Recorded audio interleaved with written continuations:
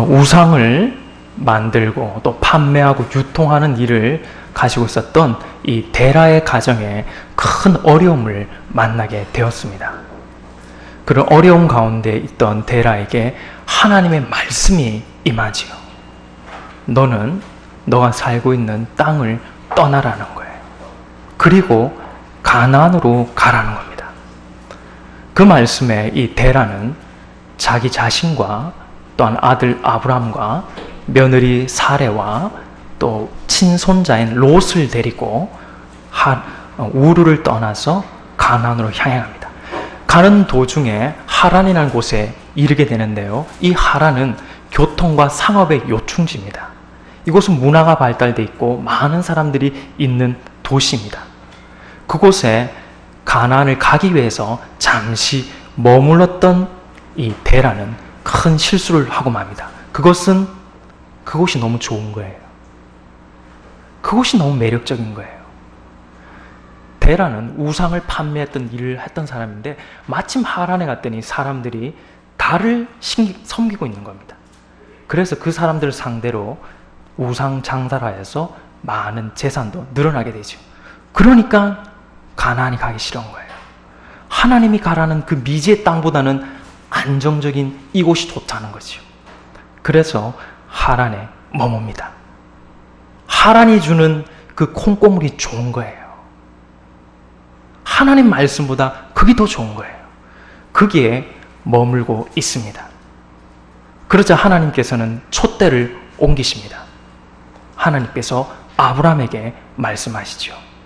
우리가 오전에 봤던 그 말씀을 하나님 주시는 거예요. 아브라함아, 너는 본토 친척 아비 집을 떠나 내가 내게 지시할 땅으로 가라. 내가 너로 큰 민족을 이루고 내게 복을 주어 내 이름을 창대케 하리니 너는 복이 될지라. 너를 축복하는 자는 내가 복을 주고 너를 저주하는 자는 내가 저주하리니 땅의 모든 족속이 너로 인하여 복을 받게 될 것이다. 말씀을 주시는 거예요. 그 말씀에 아브라함은 지체하고 있는 아버지를 두고 하나님의 말씀을 순종하면서 그 말씀에 자신의 인생을 걸고 미지의 땅으로 떠나기 시작합니다. 800km, 900km를 지나서 아브라함은 낯선 곳에 도착했는데 그곳이 하나님께서 말씀하시는 거예요. 이 땅을 너에게 주겠다. 그래서 아브라함 그곳에서 하나님께 제사를, 제단을, 예배를 드립니다. 그러나 평탄할 것만 같았던 이 아브라함의 삶은 그렇지 않습니다. 하나님께서 주시겠다는 땅에 왔음에도, 순종하고 왔음에도 그에게 첫 번째 위기가 닥쳐오는데 그것이 무엇이냐? 창세기 12장에 나왔던 기근을 만나는 거예요. 이제 살려고 왔는데 안 도와주는 거예요. 환경이 안 도와주는 거예요. 뒷받침을 안 해주는 거예요. 가물 만난 아브라함은 어떻게 합니까? 하나님께서 주시겠다, 이스라엘은 그 땅을 버리고 애굽으로 갑니다. 이집트로 갑니다. 살기 위해서 가는 거예요. 그렇게 하나님을 등지고 하나님 말씀을 등지고 떠날 때 아브라함이 어떤 사람으로 변합니까? 아브라함 마음속에 제일 먼저 두려움이 찾아오는 거예요. 두려움이 찾아오는 거예요. 아브라함이 가나안 땅에 갈 때는 두렵지 않았습니다. 아버지도 없고 부인하고 조카 데리고 가는데도 두렵지 않았어요. 그런데도 이집트 내려갈 때는 두렵습니다. 부인 뺏길까 봐 두려운 거예요. 왜? 하나님을 등지니까 두려움이 오는 거예요. 그리고 그 마음속에 거짓이 자리 잡기 시작합니다. 부인을 부인이란 말 안 해요. 여동생이라고 하는 거예요. 그리고 왜 여동생이라고 합니까? 나 살기 위해서. 내 목숨 살기 위해서 부인이 희생되더라도 나는 살아야 돼. 자기 중심인 사람으로 변해버리고 말았습니다. 말씀을 등지니까, 하나님을 등지니까 사람이 이렇게 변하는 거예요. 이집트 땅에 와서 어느 정도 살 것 같았는데 발각됩니다. 누구에게 발각됩니까?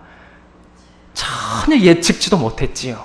여동생이나 속이면 사람들 날 다 잘해줄 줄 알았는데 부인을 이집트 왕이 데려갑니다. 첩으로 데려갑니다. 그러면 아브라함은 어떻게 됩니까? 말해야죠. 가서 왕한테 내 부인이라고, 잘못했다고. 말 안 합니다. 아브라함 가만히 있습니다. 가만히 있어요. 이 모든 과정을 누가 보고 계셨습니까, 여러분? 누가 보고 계셨습니까? 저분이 보고 계신 거예요. 저분이 보고 계신 거예요. 근데 하나님께서 아브라함 도와주시지요. 하나님께서 창세기 12장에 보면 이집트 바로에게 재앙을 내리시는 거예요. 하나님께서. 무슨 내용인지는 알지 못하지만 큰 벌을 내려가시고 이집트 왕이 아브라함의 부인 사리를 아브라함에게 돌려주면서 다시금 나가게 합니다. 왜 하나님께서 아브라함을 도와주십니까? 이 비겁하고 비열하고 거짓에 사로잡혀 있고 자기밖에 모르고 하나님 말씀을 등졌던 이 아브라함을 왜 하나님 도와주시지요? 왜 도와주십니까? 왜? 하나님께서 아브라함에 하신 말씀이 있는 거예요. 창세기 12장 3절에 너를 축복하는 자는 내가 복을 주고 너를 저주하는 자는 내가 저주하겠다. 하나님이 아브라함에게 약속을 주셨다는 거예요. 너는 비겁하고 너는 배신하고 너는 거짓말하더라도 나 여호와는 내가 한 말은 지킨다는 거예요. 나는 지킨다는 거예요. 우리가 믿는 하나님은 어떤 하나님이십니까? 우리 하나님은 약속을 지키시는 하나님이심을 믿으시기 바랍니다. 저와 여러분 약속 깨도 그분은 깨지 않습니다. 그분은 지키십니다.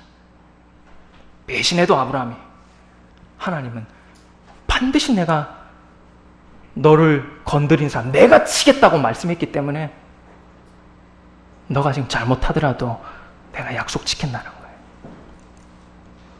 겨우 살아서 아브라함 다시금 처음 왔던 그 땅에 도착하는데요. 그 내용이 오늘 우리가 읽은 13장 1절에서 4절에 나와 있습니다. 우리 같이 한번 읽어볼까요? 13장 1절에서 4절 무사히 애굽에서 나온 이 아브라함이 무엇을 하는지 한번 같이 읽어보겠습니다. 13장 1절에서 4절입니다. 시작.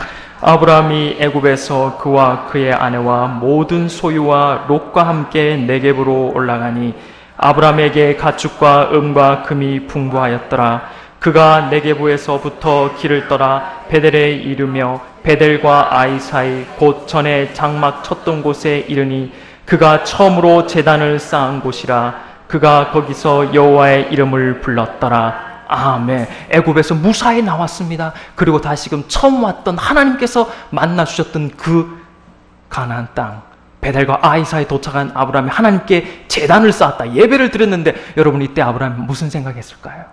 예배 드리면서 무슨 생각했을까요? 아브라함은 크게 후회를 했을 겁니다. 가지 않을 걸.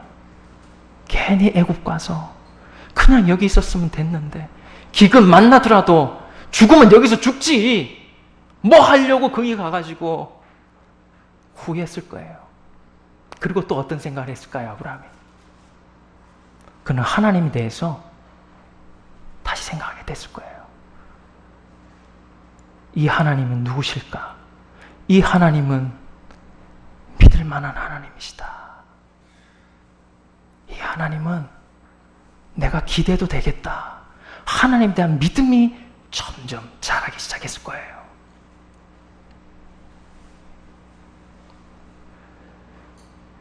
그렇게 믿음이 시작되었던 이 아브라함에게 두 번째 큰 어려움이 다가옵니다. 첫 번째 어려움은 환경의 어려움이라면 두 번째 어려움은 인간관계의 어려움이 오는 겁니다. 성경 6절, 7절 말씀입니다. 6절, 7절 말씀 같이 읽겠습니다. 시작. 그 땅이 그들이 동거하기에 넉넉하지 못하였으니 이는 그들의 소유가 많아서 동거할 수 없었음이니라. 그러므로 아브라함의 가축의 목자와 롯의 가축의 목자가 서로 다투고 또 가나안 사람과 브리스 사람도 그 땅에 거주하였는지라. 아멘. 두 번째 아브라함에 닥쳐온 시험은 조카 롯과 사이가 안 좋아지는 거예요. 안 좋아진 거예요. 이제까지 잘 따라줬던 조카와 사이가 틀어지기 시작합니다. 다투기 시작하는 거예요. 근데 여러분 왜 다투지요? 성격 차이입니까? 아니에요. 잘 살게 되니까 다투기 시작한 거예요. 이걸 우리말로 우리 표현으로 해볼까요? 돈 때문에 이런 거예요. 돈 때문에. 저가 짧은 인생이고 짧은 목회지만 해보니까 아무리 좋은 사이도에 돈이 개입하면 안 돼. 틀어져. 부자 간에도, 친구 간에도, 교회 안에서도 돈이 걸리면요, 틀어져. 기회가 되면 한번 보겠습니다만 야곱의 장인 라반이 있거든요.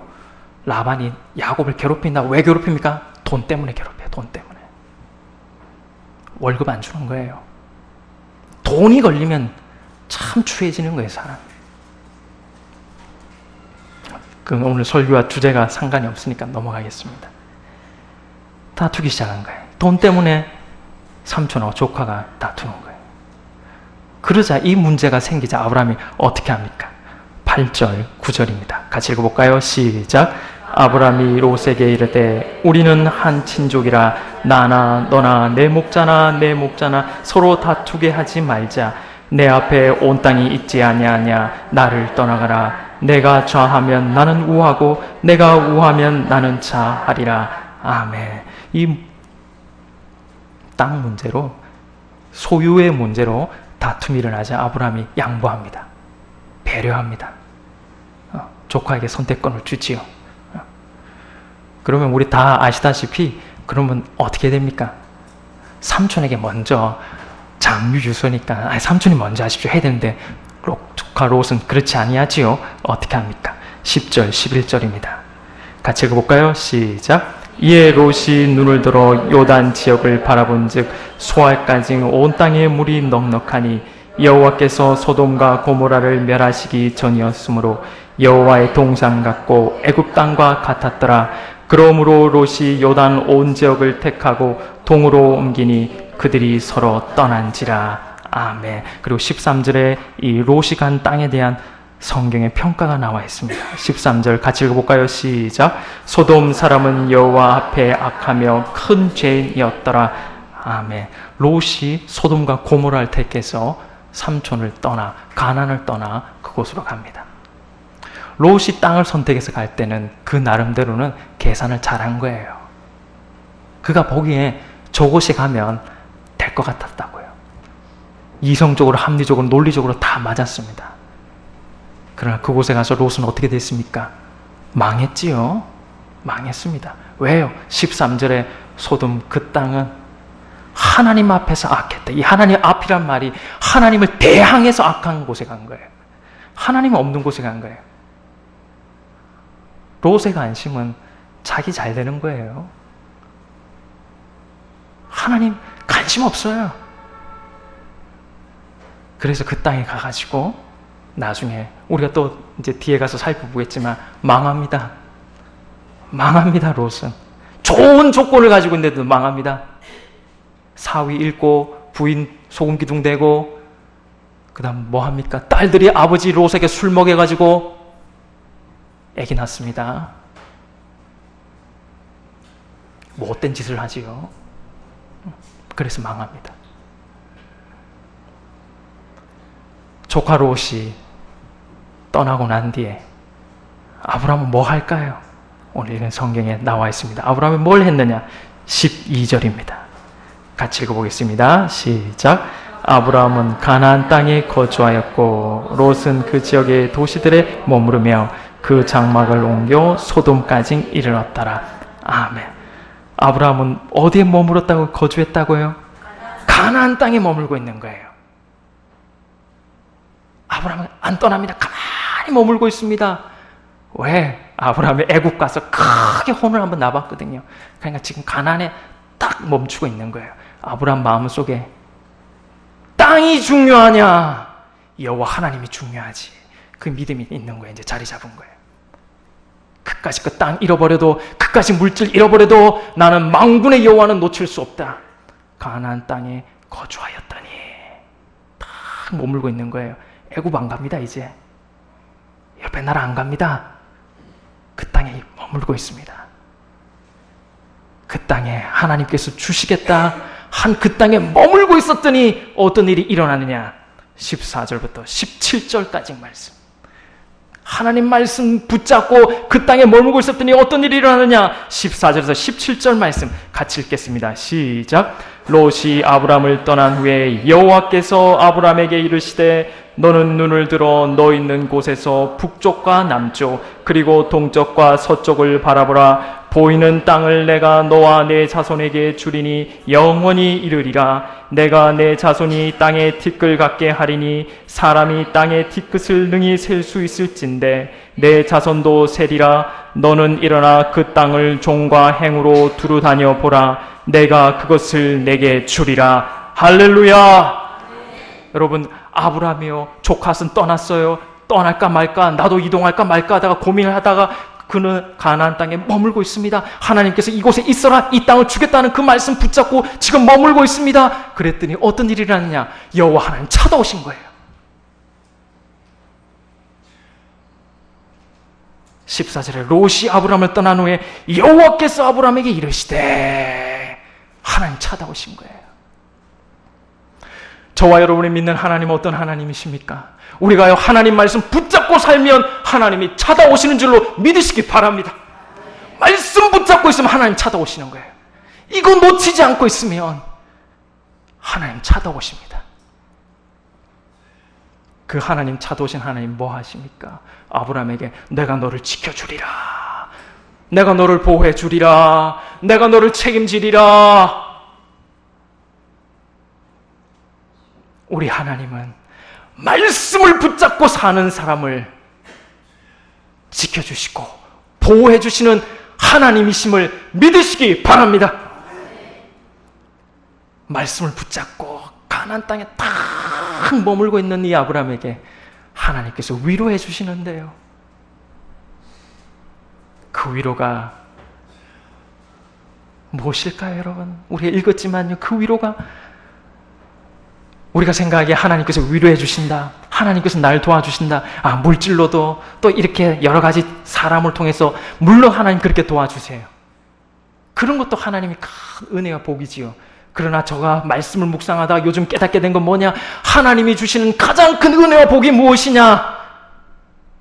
가장 큰 위로가 무엇이냐? 바로 하나님께서 약속을 주신다는 거예요. 하나님의 가장 큰 위로는 뭐냐? 하나님이 약속을 주신다는 거예요. 오늘 아브라함에게 하나님 뭐라고 하십니까? 동과 서남북을 다 둘러봐라, 걷는 거 다 주겠다. 지금 없어요. 하나님 약속을 주는 거예요. 약속을. 언약을 주시는 거예요. 가장 큰 복이 뭐냐고 물어보신다면 하나님의 약속을 받는 것인 줄로 믿으시기 바랍니다. 약속 받는 거예요. 언약 받는 거예요.